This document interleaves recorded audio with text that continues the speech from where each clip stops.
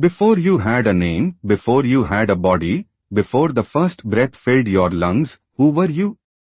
It's a question that haunts the deepest corners of human curiosity. We often ask what happens after we die, but an equally profound mystery exists on the other side. Where were we before we were born? Since we remember nothing before birth, we assume we came from nothing. But can something ever truly emerge from nothing? The tree was once a seed. The seed came from another tree. The river begins as a stream, but the water was always part of the earth, the clouds, the rain. Everything comes from something. So why do we assume consciousness is an exception? Science tells us that before birth, we existed only as a possibility, our genetic blueprint encoded in an unbroken chain of existence, our atoms scattered across the cosmos, waiting to take form. Our body was built from the food our mother ate.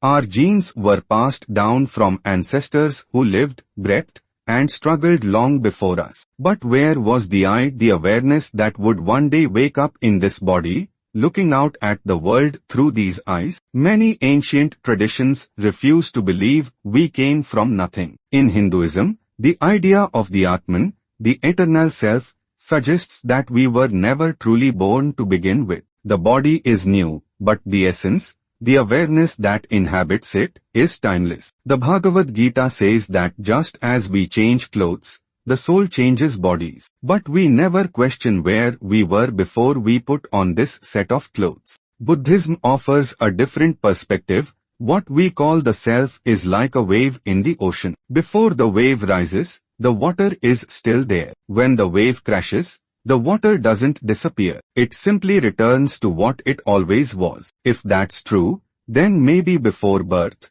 we were not something waiting to exist. We were part of something much larger, too vast for our limited mind to grasp. Think about sleep. Every night, you close your eyes, and for hours, you disappear. The world vanishes. Time vanishes. But when you wake up, you don't question where you were. You don't panic and ask, did I exist while I was sleeping?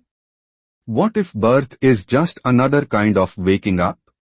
What if, before this life, we were in a state of awareness so deep, so silent, that the moment we entered this body, we forgot everything? Vedanta asks us to go even further. It says the real question is not where you were before birth, but who you really are beyond birth and death. The Upanishads declare that consciousness is not something that starts at birth and ends at death. It is the only thing that ever truly is. The Atman, your true self, is not a thing that was born or will one day die. It is like space. You can build a house, and the space inside it seems separate. But when the house crumbles, does the space disappear?